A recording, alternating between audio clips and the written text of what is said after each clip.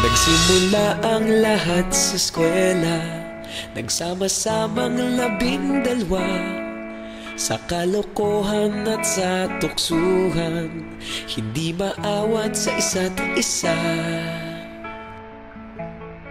Madalas ang standby sa cafeteria, isang barkada na kay saya.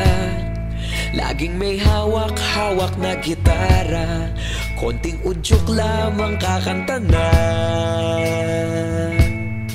Kay simple lamang ng buhay nun, walang mabibigat na suliranin. Problema lamang laging kulang ang datong. Sana napunta ang panahon? Sana nga ba? Sana nga ba? Sana napunta ang panahon? Sana nga ba? Sana nga ba? Sana napunta ang panahon? Sa unang ligaw kayo'y magkasama, magkasabwat sa pambobola. Walang sikreto kayong tinatago, okay sarap ng samahang barkada. Nagkawatakan na sa kolehiyo, kanya-kanya na ang lakaran. Kahit minsanan na lang kung magkita, pagkakaibigay hindi nawala. At kung saan na napadpad ang ilan, sa dating eskwela meron din naiwan. Meron pa ng mga ilang nawala na lang, nakakamiss ang dating samahan. Sana nga ba? Sana nga ba? Sana nga bang barkada ngayon? Sana nga ba? Sana nga ba? Sana nga bang barkada ngayon?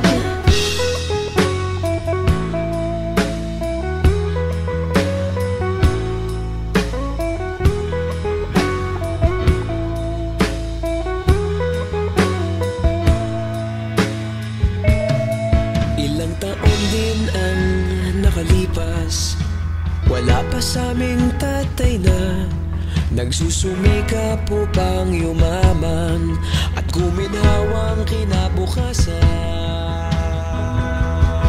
Paminsan-minsan kami nagkikita, mga naiwan at natira. At gaya nung araw namin sa eskwela, pag magkasama'y nagwawala.